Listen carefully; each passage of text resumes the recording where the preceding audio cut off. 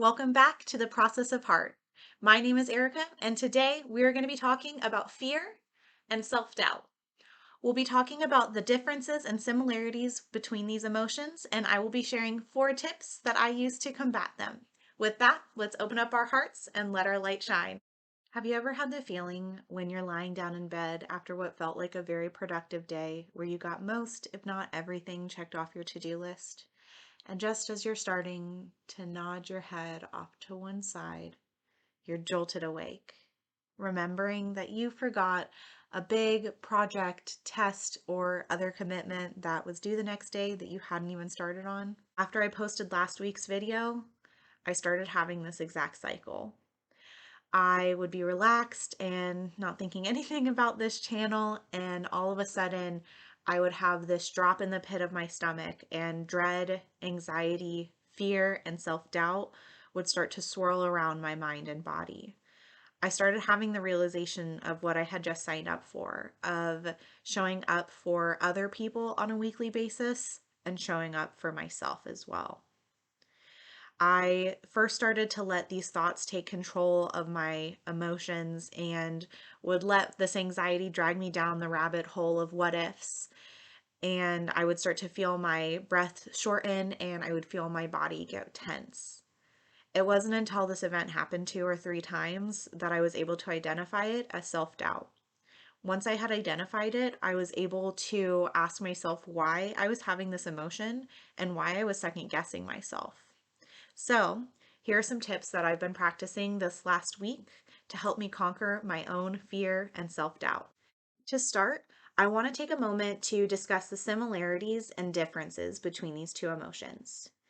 Fear is often defined as an unpleasant emotion caused by the belief that someone or something is dangerous, likely to cause pain, or a threat. When we compare that to self-doubt, which is defined more as a lack of confidence in oneself or one's abilities, we can start to see the differences between these two. That fear is more of an instinctual emotion, whereas self-doubt comes from our abilities as humans to think, analyze, and measure out situations. Understanding the differences between these 2 emotions allows us to pinpoint more precisely what actions we need to take in order to push through these emotions when they exist irrationally. Before I share these tips, I do want to point out that last word, irrationally. Fear and self-doubt can exist in our bodies in a productive way that keeps us safe. This could be being fearful of a hot stove or having self-doubt about being able to jump from one object to the next. The following tips are ones that have helped me when I found that my fear or self-doubt is irrational and that it's keeping me from living my best life. Tip number 1, get organized and get information. Fear often comes when we're feeling uncertain. By dialing in on this, we're able to fight our fear head on. For me, my fear and self-doubt existed in my ability to lead others with love through this channel. To combat this, I started by creating templates for everything I was going to need to be able to post the next video and the next one and the next.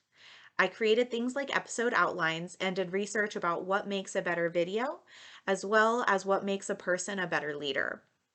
Once I had answers to these, I felt like I was basically just filling in the blanks to a test that I already knew all the answers to, and I felt my anxiety really start to melt away.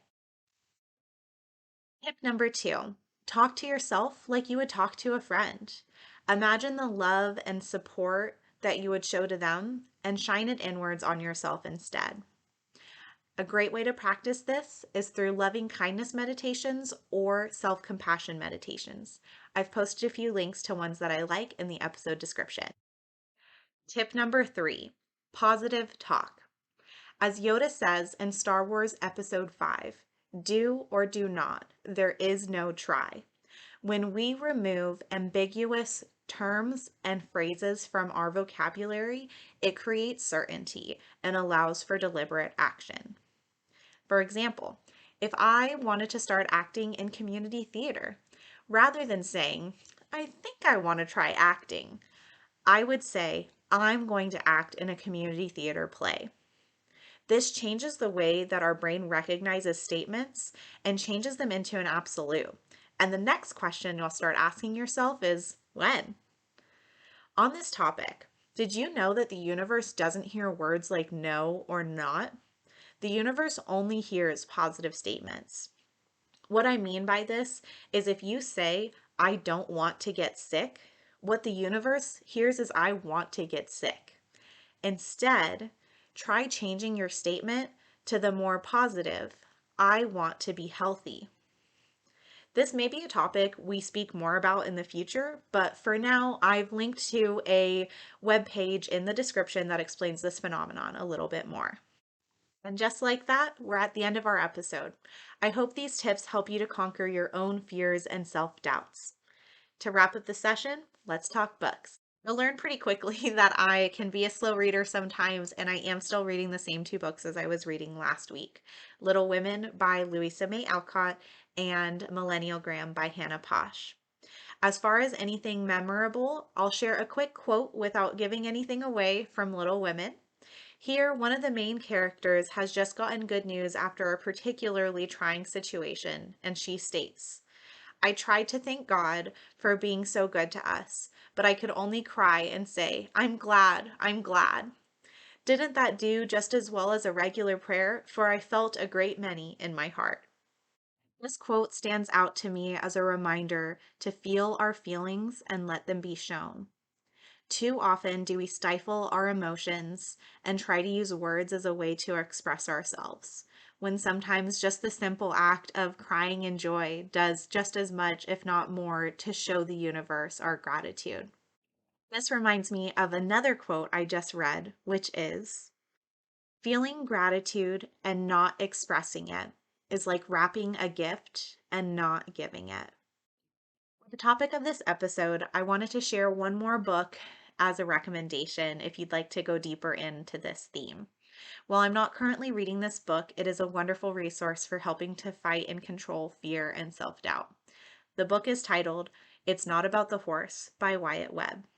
Wyatt, who is now retired, created the Miraval Equine Experience at Miraval, Arizona, and we use this class as a way to help to fight fear and anxiety and learn more about our habits and tendencies so that we can live a more fulfilled life.